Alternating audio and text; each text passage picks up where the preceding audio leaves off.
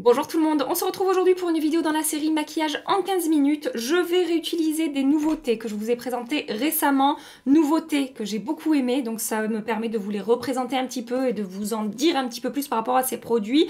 Et j'ai envie aujourd'hui de me faire un make-up un petit peu glam, un petit peu chic, mais facile à réaliser en quelques étapes, pas avec 3000 produits, pas avec un make-up des yeux hyper chargé, hyper travaillé, etc. Et du coup, les produits que je vais utiliser aujourd'hui sont parfaits pour ce type de maquillage là.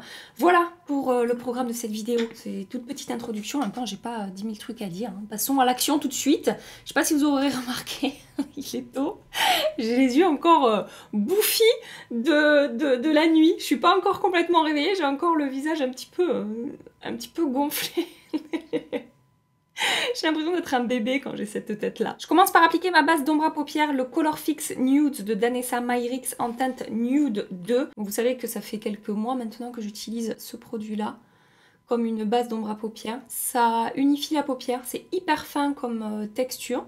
Et ça sèche complètement mat, j'ai pas besoin de le poudrer et les fards se travaillent très très bien par-dessus. Et sur mes paupières, ça me permet de non seulement faire ressortir les fards parce qu'on a cette base un petit peu teintée, et ça fait voilà, tenir le maquillage à la perfection. Sur mes yeux, je sais que sur les paupières grasses, c'est pas la base idéale, je crois. Mais voilà, sur moi, franchement, j'adore utiliser ce produit, quoi. Palette d'ombre à paupières, je vais utiliser la dernière de chez Anastasia Beverly Hills. Il s'agit de la Rose Metals palette. Je vous ai fait une vidéo crash test avec cette palette-là. Je vous l'accroche dans la petite barrette ici.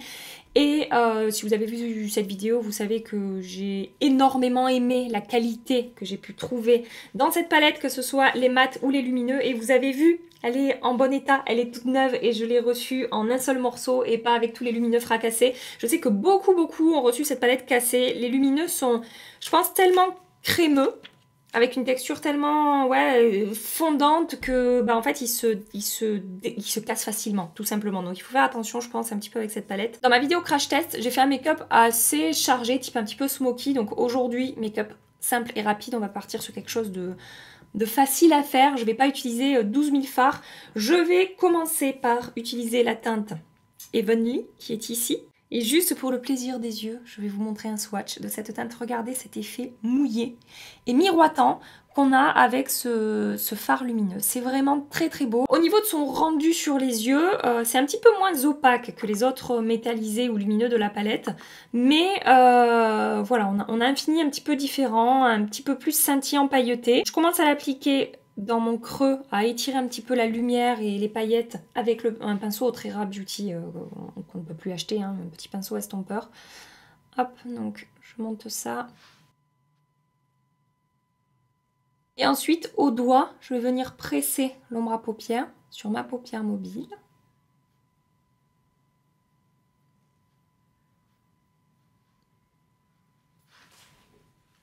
Et pour apporter un petit peu de dimension à mon maquillage, je vais prendre la teinte Haze qui est ici. Ça fait partie de mes teintes lumineuses préférées de la palette. Je vais vous faire un swatch aussi parce qu'encore une fois, c'est vraiment trop le kiff. Je sais, je vous ai déjà montré ça. Mais regardez, regardez. C'est tellement beau. J'adore. Les fards Anastasia ont toujours été de bonne qualité. Ce sont des palettes qui ont eu beaucoup de succès et voilà, qui ont toujours été considérées comme de très bonnes palettes, en tout cas par la grande majorité. Et là, je trouve qu'elle a encore réussi à passer un niveau au-dessus, quoi. Franchement, la qualité est vraiment excellente, que ce soit les mats ou les lumineux. Donc j'applique cette teinte avec le pinceau 235 de Zoeva dans mon coin externe. Et je remonte un petit peu dans le creux comme ça. Je vous ai dit, l'idée c'est juste d'apporter un tout petit peu de dimension à mon make-up. C'est une étape qui va vite et qui ne me prend pas beaucoup de temps. Voilà. Ça me fait juste un effet un petit peu dégradé de couleur, mais très léger. Et enfin, je prends Nocturne. Et avec un pinceau 317 de chez Zoeva, je vais intensifier ma ligne de cils. Mascara, aujourd'hui, je vais utiliser le Lash Clash de Yves Saint Laurent. Donc un mascara qui va m'apporter beaucoup de volume. Bon là, j'arrive au bout. Il commence à être sec, le type. Donc c'est un petit peu plus compliqué de construire le volume que je veux. Mais excellent mascara, volume, longueur, noir, effet cils fourni qui tient super bien. Mon code GABELF sur Look Fantastique passe sur Yves Saint Laurent. Donc si vous voulez le tester, n'hésitez pas à checker de ce côté-là. Base pour le teint, je vais utiliser la Revlon Photo Ready Perfecting Primer, encore et toujours ma base préférée de tous les temps pour... J'ai l'impression d'être en boucle quand je vous parle de cette base. Lisser, flouter, matifier, faire tenir le maquillage, enfin elle fait tout, elle est merveilleuse, elle est incroyable, elle coûte pas très cher. Pareil, je crois que sur Look Fantastic, mon code passe dessus. Gabelef, vous l'avez aussi sur Amazon. Il y a souvent des ventes privées sur Beauté Privée ou sur VP. Vous pouvez aussi trouver cette base à un prix réduit. Bref, il y a de quoi faire de bonnes affaires avec ce produit qui a un rapport qualité-prix assez incroyable, je trouve. Fond de teint, je vais utiliser le dernier fond de teint de chez Lancôme. Je vous avais dit que j'allais utiliser que des produits que j'aime beaucoup, que j'aime d'amour. Donc c'est le teint Idol Ultra Wear Care and Glow et je vais mélanger, pas manger. Putain, à chaque fois je fais ça en ce moment, je vais manger. Non, je vais mélanger la teinte 125W et la teinte 240W. Alors vous avez été nombreuses à me demander ce que ça donnait la teinte 125.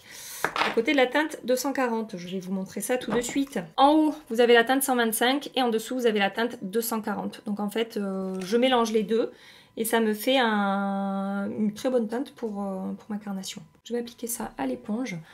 J'ai fini toutes mes éponges, enfin toutes mes éponges, j'avais celle-ci en stock, c'est le Beauty Blender pardon, classique. Ça faisait très longtemps que je n'avais pas utilisé cette marque en éponge et je comprends pourquoi j'aime pas les Beauty Blender. Pourtant, j'ai utilisé ces éponges pendant super longtemps. J'ai arrêté et je sais pourquoi, parce que là de la réutiliser, j'attends de recevoir d'autres éponges de Real Technique du coup que j'adore.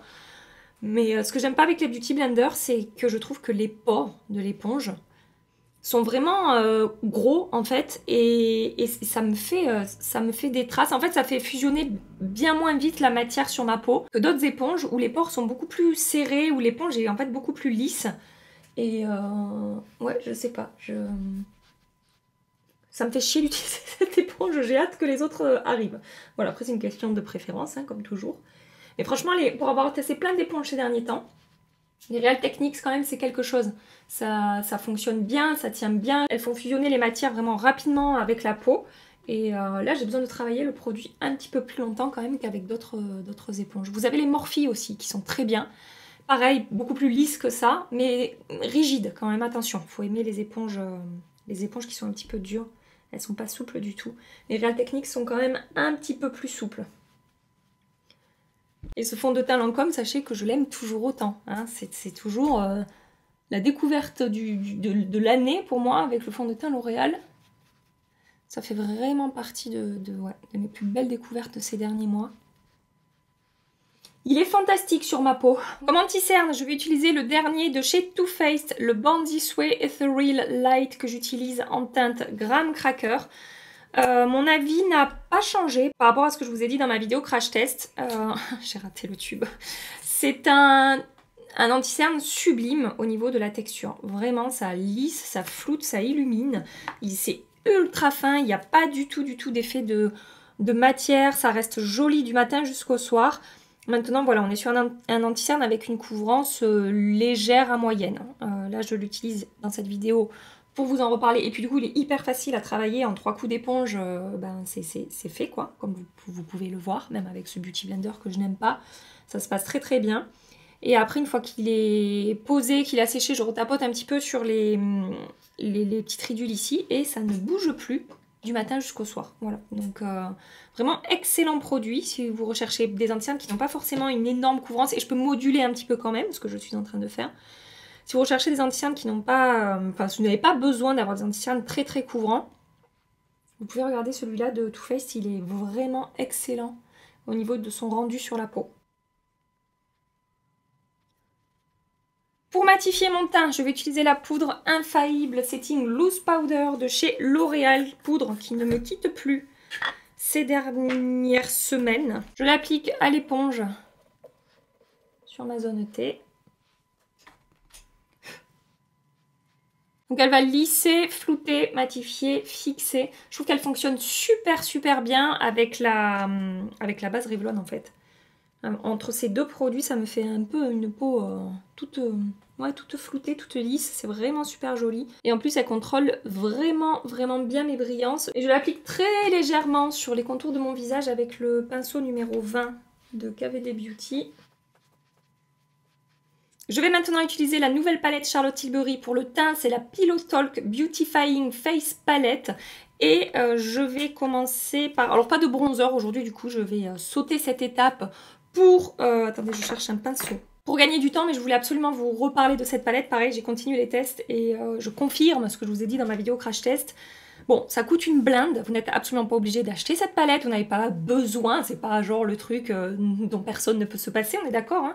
Mais si vous demandiez au niveau des textures ce que ça donne, de mon côté, j'aime beaucoup, beaucoup. Donc aujourd'hui, je vais utiliser cette teinte-là. Ce que je vous disais dans ma vidéo crash test, c'est que, encore une fois, chez Charlotte Tilbury, là, on est sur des textures qui vont lisser et flouter la peau. Et c'est ce que je trouve assez dingue avec les produits teints Charlotte Tilbury. Parce qu'elle arrive à faire des trucs qui vont améliorer l'aspect de la peau là où vous appliquez les produits. Ça lisse, ça floute, ça fusionne à la perfection avec la peau. Vraiment, c'est... Ouais, c'est très joli, quoi. Et c'est hyper, hyper facile à travailler. Je vais prendre cet enlumineur ici. Pinceau highlighter Nabla. Je veux un glow léger, hein. Je veux pas quelque chose de trop marqué. Donc, ah, j'ai un cheveu dans l'œil. Donc j'y vais tout doucement. Et regardez. Oh, regardez comme c'est joli, j'adore. J'adore les textures de cette palette. Après, comme je vous ai dit dans ces enlumineurs, attention, si vraiment vous détestez les petites particules de lumière sur le teint, si vraiment vous recherchez l'effet glass skin peau mouillée, on a des petites particules de lumière quand même sur ces enlumineurs, encore plus dans la teinte qui est ici. Donc voilà, faites attention à ça. Mais mis à part ça, franchement, comme je vous dis, les textures sont tellement belles que je vais quand même utiliser ces produits. Et alors je me dis, qu'est-ce que j'aurais aimé qu'à la place de ce blush quand même assez vif. Après, je l'ai testé, j'aime bien, c'est vraiment très frais, très peps, ça met un coup de... Ouais, ça met un coup de frais au teint, vraiment. Là, c'est quand même beaucoup plus nude. Mais je me dis, qu'est-ce que ça aurait été bien qu'elle mette une teinte un peu blush bronzer. Par rapport à mes goûts, ça aurait été merveilleux. Mais bon, c'est déjà très très joli, hein, attention. Mais après, justement, faites attention à cette teinte quand même assez vive, parce que si c'est pas le genre de teinte que vous pouvez porter, moi j'aime bien tapoter ça très légèrement sur mes joues, faire comme un dégradé entre la teinte plus nude et une teinte un petit peu plus vive. Mais si voilà, vous vous dites que peut-être vous n'allez pas porter cette teinte de blush, n'achetez pas cette palette, elle coûte trop cher pour ne pas utiliser une des teintes qu'on va retrouver dans la palette, quoi. Je vais avancer mon maquillage des yeux, je vais reprendre la teinte Even Me ici. Je retapote un petit peu l'Ancien Too Faced qui a fini de sécher. Comme ça, après, ça ne bouge plus. Coin interne, j'étire la matière. Toujours la même teinte, petite touche de lumière dans le coin interne. Et parce que j'ai envie d'apporter une touche, je pense que c'est par rapport à mon haut que j'ai envie de faire ça. Haut qui vient de chez Mango, soit dit en passant, si jamais ça vous intéresse, je vous mets le lien dans la barre d'infos. Je vais prendre la teinte Nova qui est ici, un très joli bronze kaki. Je vais déposer ça ras de cils inférieur.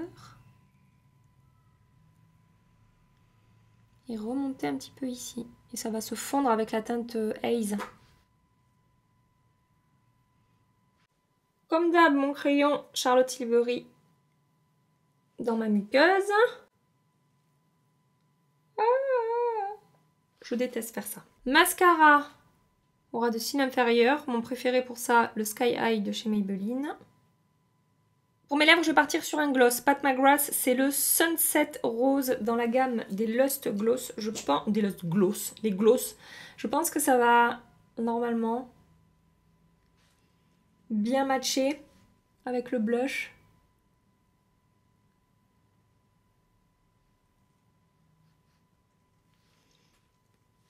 Qu'est-ce qu'ils sont beaux, ces gloss Pat McGrath. Chaque fois que je les utilise, je me dis, mais c'est pas possible. C'est trop beau. Et donc, j'ai terminé ce maquillage. J'aurais pu mettre un truc un tout petit peu plus rose, peut-être sur mes lèvres, qui se voit un tout petit peu plus. Là, ça a à peine rehaussé la couleur de mes lèvres. Mais bon, on dira que c'est un rouge à lèvres très nude. Et je vous montre le rendu final de plus près. Les textures, regardez. Est-ce que c'est joli cette palette pour le teint? Sur les yeux, ça donne ça. Aucun effet de matière, tout est fondu, tout est imperceptible en termes de texture et en même temps avec ce fond de teint Lancôme, ça a bien corrigé mon teint. Je trouve que ça rajoute encore plus cet effet un petit peu make-up travaillé, mais voilà, sans épaisseur, sans effet de texture, sans avoir l'impression qu'on a appliqué 12 000 couches de maquillage. Je vous montre le rendu un petit peu plus loin. Et je sais évidemment qu'avec ces produits, en termes de tenue, je n'ai absolument pas de soucis à me faire. Voilà, écoutez, je vous laisse ici pour aujourd'hui. J'espère que ce petit make-up assez rapide, on n'est pas sur du 10 minutes, hein, mais on n'est pas non plus sur du 35 minutes. J'espère que ça vous aura plu, j'espère que vous aurez passé un agréable petit moment ici en ma compagnie. Ma voix c'est compliqué ce matin, je sens qu'elle est comme moi, elle a du mal à se réveiller, à démarrer la journée. Bref, moi et ma voix de Robert, on vous fait des milliards et des milliards de bisous. Moi, prenez soin de vous et à très bientôt. Bye bye.